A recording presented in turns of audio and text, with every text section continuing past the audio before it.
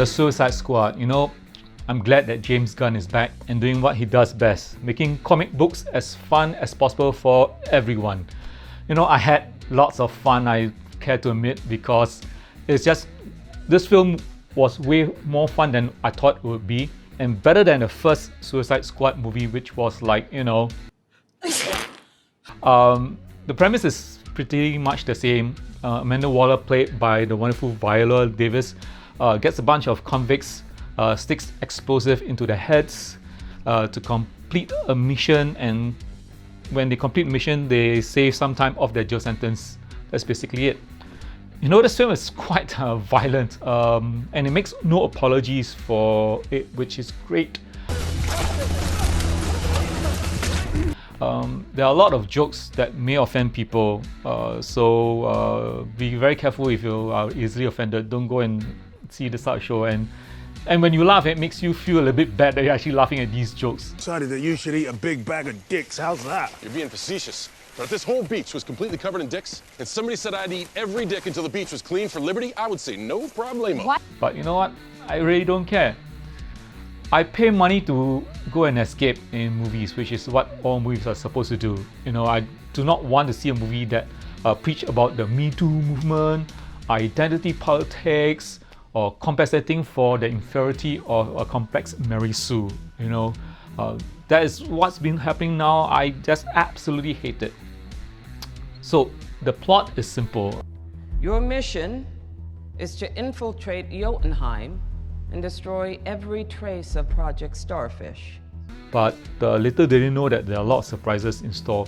The characters here are recruited from the team, one of the most craziest thought of characters I've ever seen in my whole life, with the abilities that's so stupid.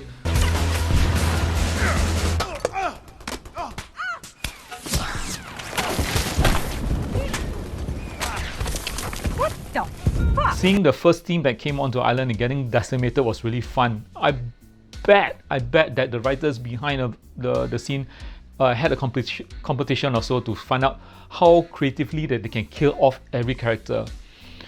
One of my favorite scenes, I am embarrassed to say this, was when Peacemaker, played by John Cena, and Bloodsport, played by Idris Alba, they compete with each other to see who can kill the soldiers, or who can kill the best, when they were in this jungle trying to rescue Rick Flag, who was held captive.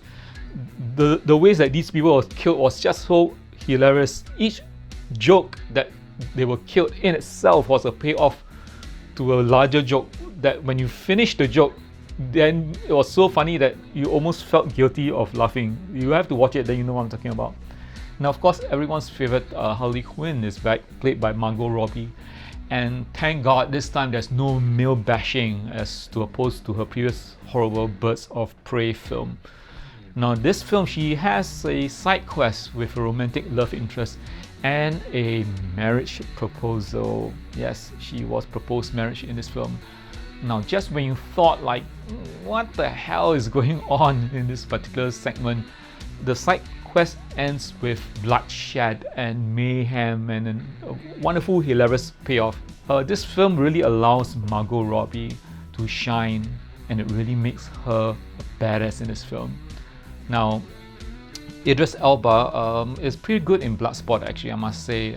He does really well. He's basically Will Smith 2.0, because you know why? Will Smith doesn't want to come back to this film, so he basically did a very good job to say an F you to Will Smith.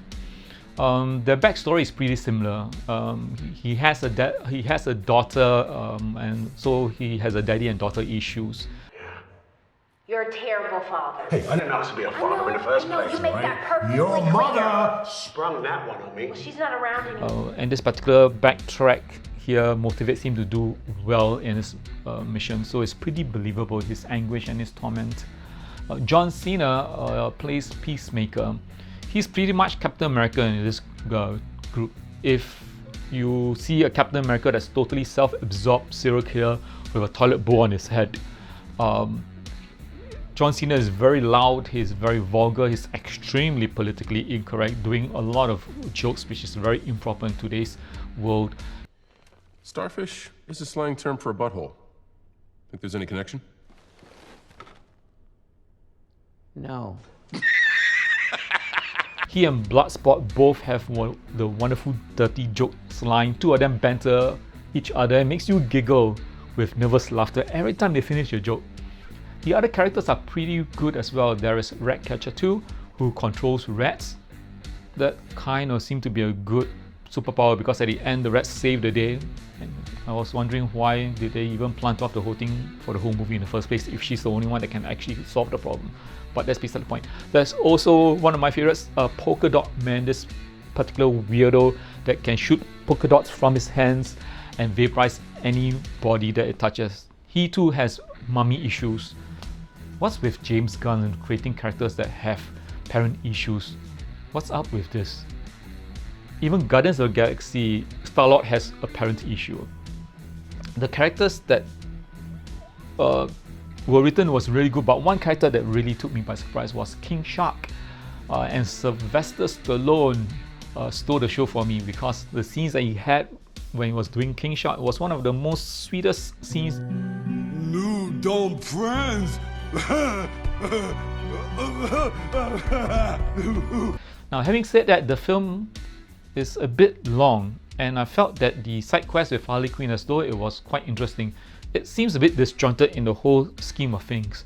And I felt that was just a distraction to the audience and giving her something to do, but the rest of the team was actually rescuing someone.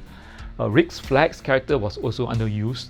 The actor was pretty good. It just seems like a natural born leader in the whole film, but he was just basically like background noise until he was set up at the finale together with Peacemaker. Come on, man. This isn't personal. Holding a gun on me is pretty fucking personal. I personally feel that Act 2 was a bit slow for me. It spent quite a lot of character development, which is okay. And some of the jokes I felt that Harley executes kind of overstay its welcome, like the javelin, that she received. You know what I'm talking about if you actually see the film.